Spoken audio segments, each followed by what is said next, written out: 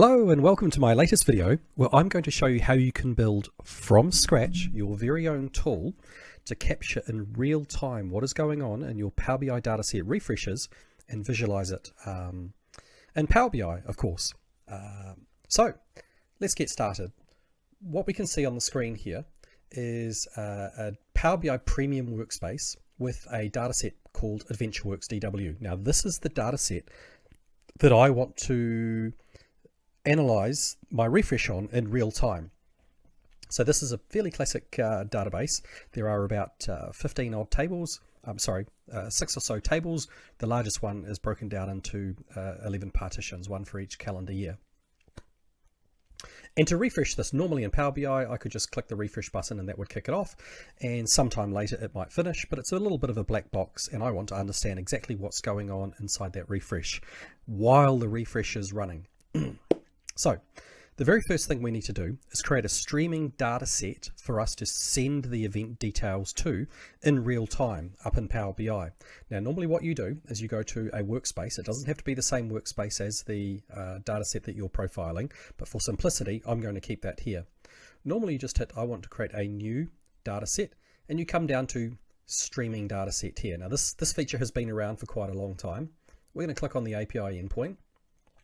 Now here you give your data set a bit of a name and you go down and you say column 1 should be data type number, column 2 should be data type text, and so on and so on. We're not going to do this because this is quite slow and painful. I'm going to cancel this and show you one I created earlier.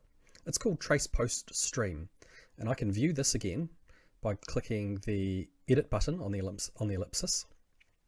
And here we can see I have named my streaming data set. This is to receive events that I post. I've called it trace post stream, and here are the 11 columns that I want to capture, and they've been the data type has been set appropriately. Normally at this point you would hit the create button, and the create button will show you the API endpoint info, but we don't need to do that because we've already created it, but we do need the API endpoint info. So I'm going to click cancel. And I'm going to go back to my data set and say I want the API info. So here is what the JSON payload should look like that's getting posted. We don't need to worry about this. This is all built into the code I'm going to share. The thing that we need to know is this API key. This allows us to tell the application that we're going to build where to send the data. So I'm going to copy that into my buffer. Now what we want to do is create a Visual Studio Code console app from scratch. So I'm going to create a brand new folder called trace post. This is the name of my application. This is an empty folder. If we go into it, it's empty. I right click on this and I can say open with Visual Studio Code. This is going to create a brand new shell for my console application. There's not a lot in here. If we open up the editor, it's pretty much empty. So the first thing I want to do is start installing the framework and the libraries needed for this application. So if I click on new terminal window, I can just type .NET new console. Now this will only work if you have previously installed the .NET Core SDK, and this has worked. And I know that it's worked because it's created a program.cs file, which if I click into, gives me the classic Hello World application. I should be able to run this now, or debug this by pressing the F5 key.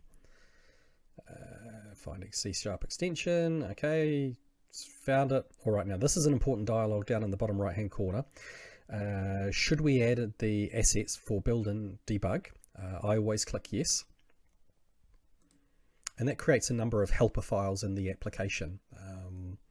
So now if I try and rerun my app, what we should see is a whole bunch of output detail down here. And eventually, if we know this has worked, we'll see the Hello World output from this instruction here. Now we're going to overwrite all of this. But one of the very first things we need to do is rather than have our output turn up in the debug console, we want this to appear in an actual terminal window. So we need to go into the object for the .vs code folder, open launch.js, find the line at 17, the console property, And let's just clear out the internal console and hit the backspace key. There we go. It even pops up in IntelliSense. We want it to say external terminal. And we can save that. And we can close this. Now we need to go get the app that we want to, actually, back on my console window, we need to install some client libraries. So back in our terminal, what I need to do is grab from my blog site 3 more .NET statements here. So I go back to the PowerShell console. I'm going to paste in the .NET add package, and here's the first package that we need to have installed: Microsoft.Analysis, NetCore Retail, and make sure you have NetCore in the name. If you go to the NuGet website online, you might get the Microsoft Analysis Services Retail AMD 64. That's for the full .NET framework, which is what you might use if you're using Visual Studio full-blown, i.e. Visual Studio Community. But for .NET Core inside Visual Studio Code, make sure you're using this one here. So I'm going to press enter, and that's going to download and install the latest version that it can find of this particular package. So that gives me the client libraries for the tabular object model, or TOM for short. The next thing I need to do, we're going to be working with some JSON logic in here. So let's install the Newtonsoft JSON libraries, and that's done. And then finally, now this is not actually essential, but I'm going to add the Event Hub libraries to allow us to post off to a Azure Event Hub, and I'll explain a little bit about that later. Let's just install the libraries, but we're not going to use them for phase 1 of this. Okay, now we need to go and get the code. So what we're going to do is go back to our browser website and paste in here a link to my GitHub website, which contains, this is new, this is a very new thing for me. I'm going to start trying to add all of my code that I blog about in here, and hopefully if I get time I'll go back and retrospectively find old code and add to this. This particular tool is called TracePost, and the code that you want to grab is the text inside the file program.cs. Now if we click on this, we see sort of a rich version of the text, but if we click on the raw button here, we get just the code we want. And I'm going to control all, control copy, and then jump back to my TracePost file, control all and paste, and there we go. Hopefully there are no errors in here, but we can't run this yet. There's a couple of things we need to configure here. So right at the very top, there are potentially 3 things we need to update. We're only going to do 2 of them for the first run through. So first of all, we need to know what is the API key for the streaming dataset that we just created. I've lost that in my copy buffer, but we can go back and grab that here. So copy that code and just go back to Visual Studio, and we're going to put the streaming API key in there. So that is going to be where our events get sent to. So the next thing we need to configure is what is the database that we want to trace. Now we're going to be tracing a database inside a Power BI Premium workspace.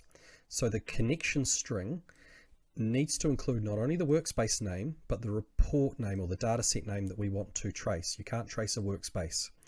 You have to actually trace a dataset. So what we can do here is log into our standard tenant. So this might look exactly the same for you.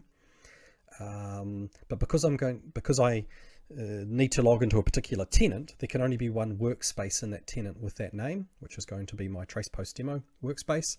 And then inside that, I have a PBIX file or a dataset called AdventureWorks DW. And that should hopefully be it. So now that I have the application created, I can start debugging this. Press F5. Now the first thing that's going to pop up, if I bring the dialog window up, is I have an MFA dialog where I need to put in my credentials for the tenant of the database I want to trace. which I'm doing off screen right now. And that is accepting. And here's our little console app window. So hopefully if I've typed my password in correctly, we should get to the point where we'll see 3 lines appear on the screen. And at this point, the trace inside my C# app has successfully started, is successfully connected to my Power BI workspace, and it is now running a trace over the top of that data set.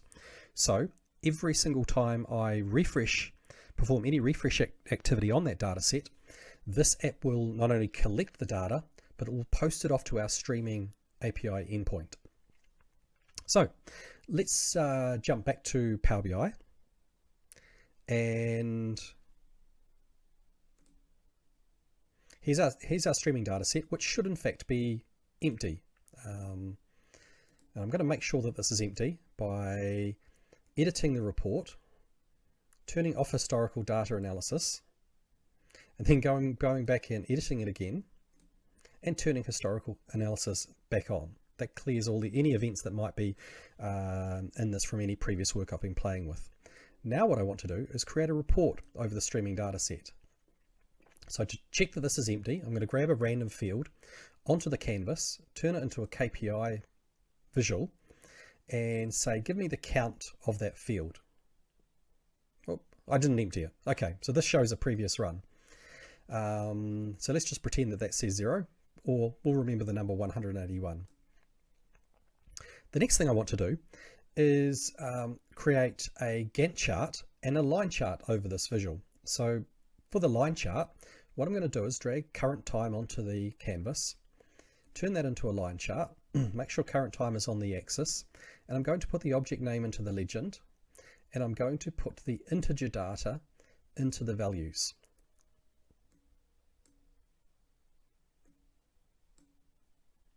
Okay, let's hit refresh. Okay, cool. That was just cached. Okay, so that goes back to 0. Our data set definitely does not have any data in it, so that's fine. Now we can play with a little bit with formatting, etc. We'll turn off the legend because it just gets a bit wordy. And the next thing I'm going to do is create a Gantt chart, which will show the start and end time of some fairly important events during this report. So what does that look like? I thought I added it here. Okay, import from get more visuals, GANTT, search, and the one I quite like is this crazy deck timelines. Wonderful, so it's worked. Nope, I do not want to turn my line chart into a crazy deck visual. Hopefully I've still got the items in the same place. Great. And so the next thing I want to do is use the space up here for my Gantt chart. So in my Gantt chart, I want to put object name into entity. I want to put the event class into the color.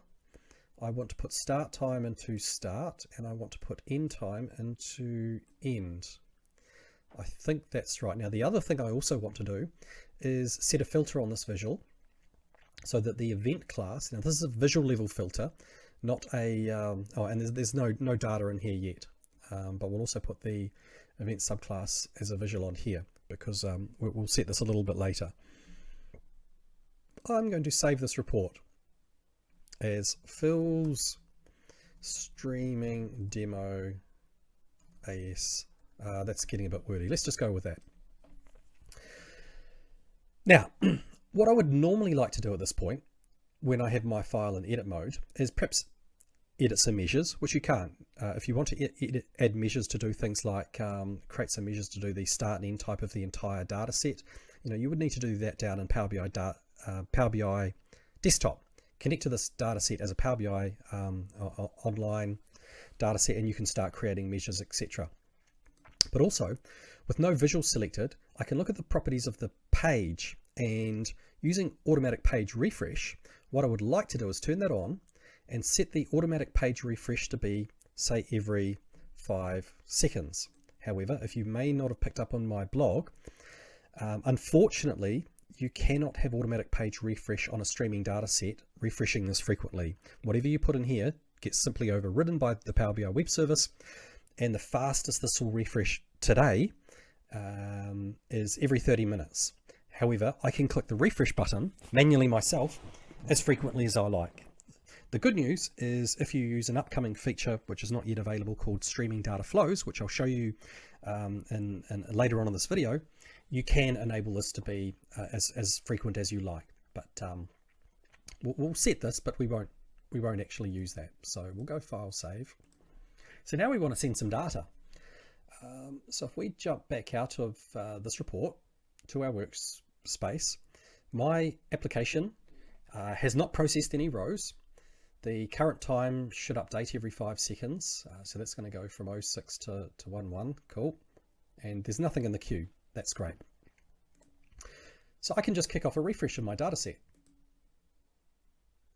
And if we jump back here, what should happen now is, because my app is tracing this data set here, we can start to see rows coming through. And every 5 seconds, it's going to post whatever rows it has up to the web service. So I should now be able to go into my report and hit the refresh button and start seeing activity. Now I'm hitting the refresh button every couple of seconds at the moment. We can see there's some petitions, they've started, there's no actual data running through, but the line chart will start to grow. What else I need to edit my report now that I have events, and on this visual, this is a one-off activity. We need to make sure that the event class is progress report end for the Gantt chart, and on the line chart we only want it to be progress report current. Great. File, save. We still only have 5 events here through, but at the moment all the queries are running. So the backend data source, which is a SQL database, a very scaled back SQL database, is probably just churning a whole bunch of queries that have been fired to it in quick succession. Let's have a look at my report. We still have only received 6 events so far. So when we see a few, oh, here we go, 17 events. We're starting to get some detail through. So I'll come back and I'll hit the refresh button. Oh, and here we go. We've got some lines up and running. It's a race and they're off. And at the moment, the blue line is outpacing the purple and the red line. And I should only need to refresh this every 5 seconds because that's what I've currently configured the VS Code app to post. And if I just keep doing this and pretend you have automatic page refresh running over a data set that can automatically refresh more frequently than 5 seconds, then you would expect this line chart to simply grow out. Lines will head up to the top in the right hand side, and the steepness of the line indicates how fast or how many rows per second the entity is actually refreshing. So this green line here, let's edit this and let's put the object name onto the tooltip so we can see what these things are. I turned off the legend because that's quite verbose, but let's put the object name into the tooltip, and perhaps same up here as well. Let's put the object name into the tooltip. What else can we put in there? Duration. Another good use for Power BI Desktop down in the web service is to create text versions of duration rather than just a straight out integer number. Actually, I think we want event subclass here. Here we go. This is looking a little nicer up the top. Refresh. So we can see for every single petition of Fact Internet Sales, plus the 3 or 4 dimensions that we have, how long did it take, light blue, how long did it take to fire the query to the point where the first query returned, or the query returned its first row, and the dark blue line shows the actual processing of the data inside AS. I think this must nearly be finished. No, we're still going. So the top view probably looks similar to what you might have seen in the previous blog that I'd written, where you can study this data after the refresh is complete. But the bottom line here, the y-axis is how many rows in 10k blocks. So we can see that this object here, the dark blue, is the 2015 calendar year 2015 for fact internet sales. It's read 240,000 rows, and it would be great to have a duration measure here from when it started here, about 1:34:39 seconds, 1:35:44 seconds. So this took about a minute 6 seconds. That would be again a great measure to drop into the tooltip. And we're still going.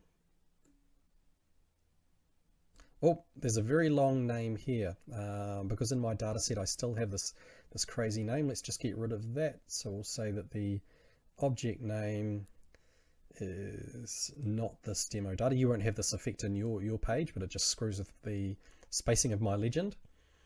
And I think that's probably about finished. Each time you refresh the report, it'll create a new session ID. So perhaps let's put a session ID selection over here. We'll make that slicer a single select.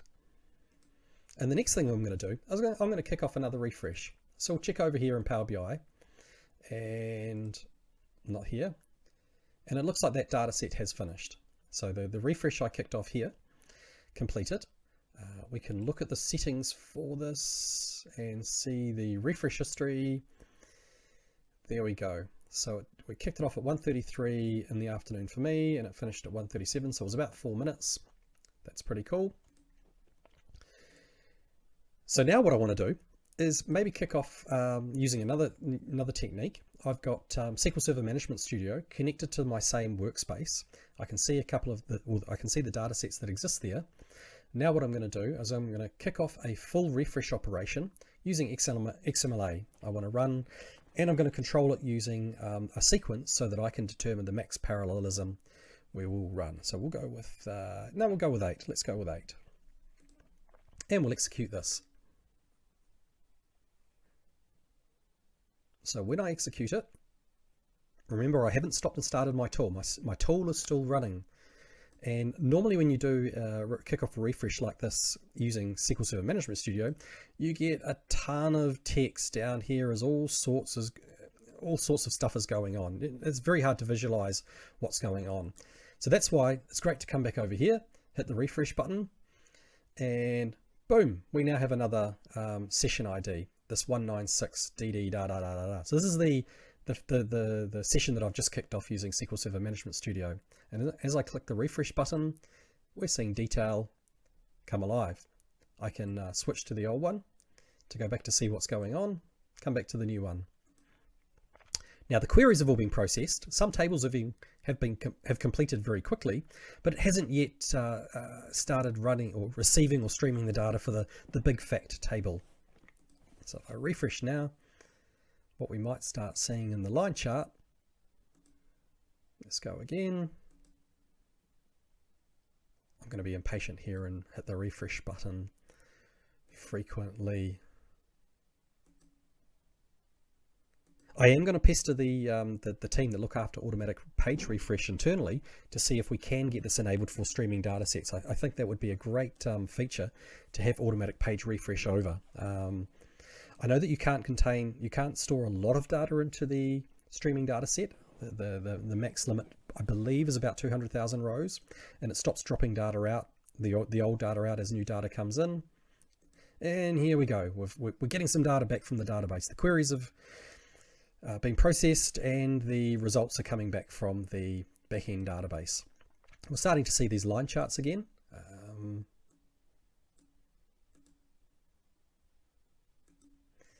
And I think this is kind of cool, the way it's every 5 seconds we should get an update on what's going on with streaming data. And this should fairly quickly help us understand where we are, how far through a refresh we're doing. We can start comparing different session IDs with previous session IDs.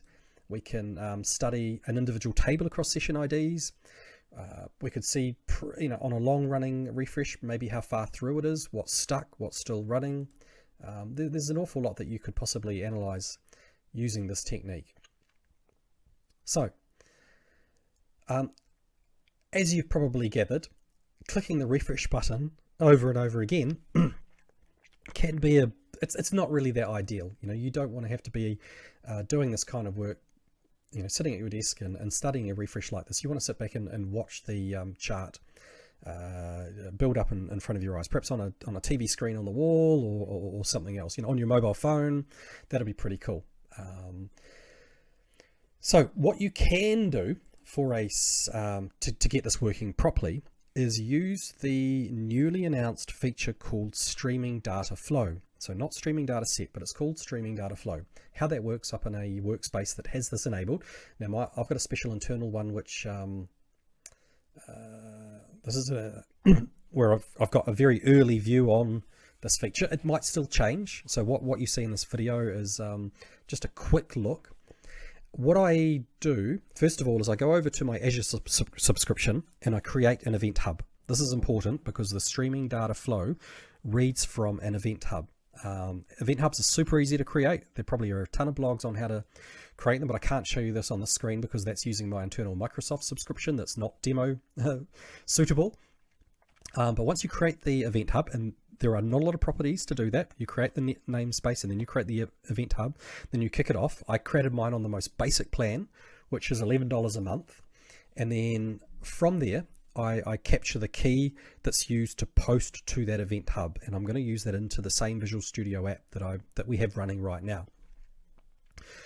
Then when you have the event hub, what you do is you come to new here again, and you come down to streaming data flow. Now I'm not going to click new here because I have one already in place, and I'm going to click on that streaming data flow here, and I call it unimaginatively trace post. And when we click on this, we sort of see a view similar to the online data flows, and I can click on my event hub, which is where I'm going to be getting the data from, and this particular one is running, so it's not in edit mode, but it's the same 11 columns that we defined in our streaming data set. Same data sets, same everything.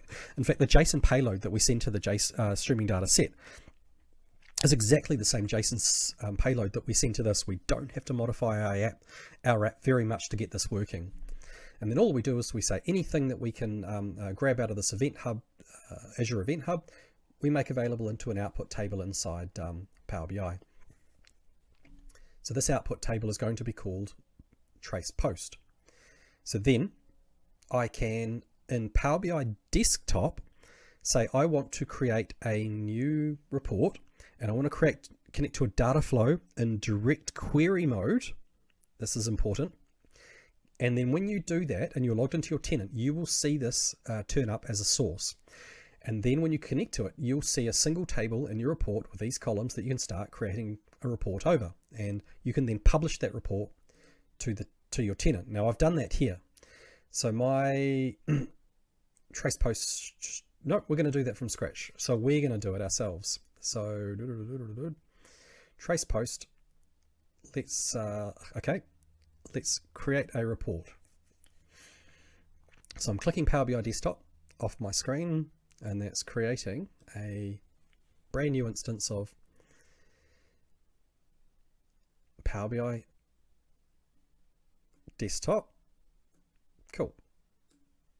And now what I'm going to do is, so I want to get data from Power BI data flows. Hopefully I can remember all the steps here. I'm logged into a tenant, so it's going to go and look for all the data flows that are available to me in that tenant. And here it comes. Excellent. So here is the streaming data flow that I created, and I can expand that, click on it, cool. And load the data.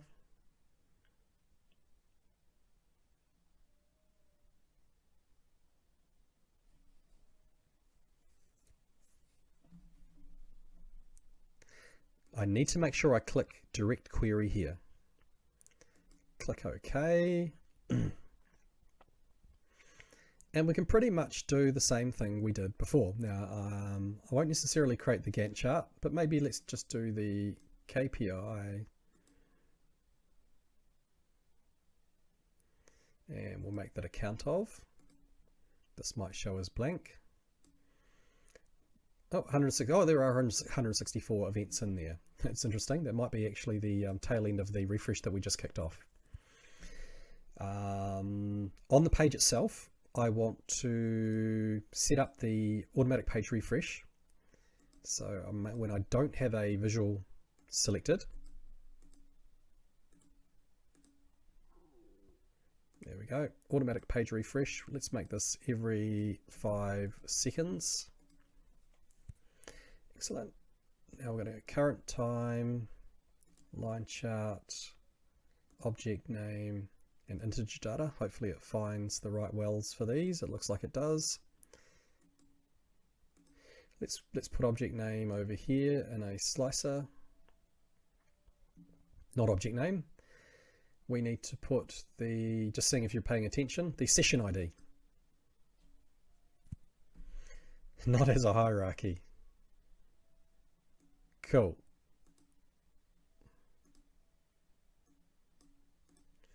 And shall I do the Gantt chart? Let's do the Gantt chart. How are we going for time? Let's do the Gantt chart. Oh, now on this visual, there's a bit of noise here.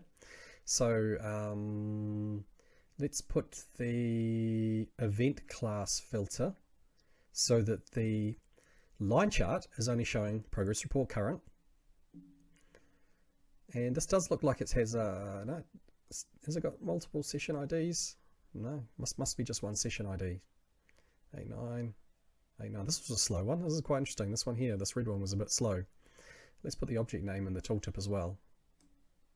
And turn off the title and the legend to give us a bit of space.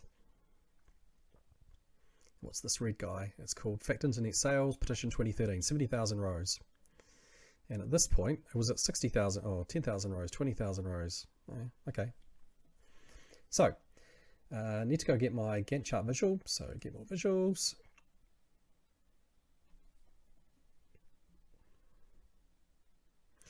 And when that comes up, I always go GANTT,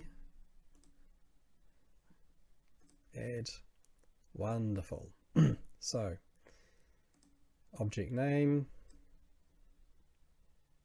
click on the custom visual, fields, we want color to be events subclass, remember that correctly this time, start time and start, end time under end. Look at that, it's a beautiful thing.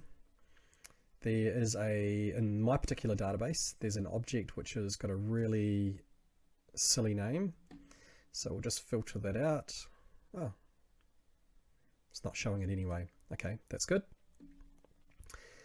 And then we could spend some time customizing this. Maybe we should make this a little smaller so that we can do this. And actually I think this is refreshing every 5 seconds too, because we see the little spinnies come up, and so it does refresh here in Power BI desktop. And let's just set the event class on the Gantt chart so that it's only interested in progress report end.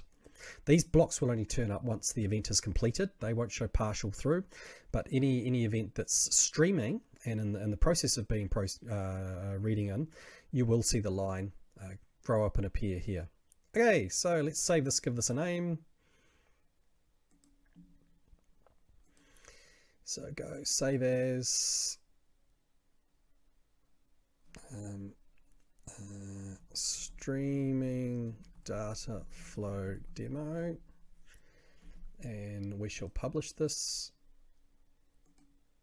to my premium workspace, which is here. What's it called? Streaming data flow. It's going. So if we jump back to success, my report. Here we go. Here's the data set, and here's the report. So I click on the report now.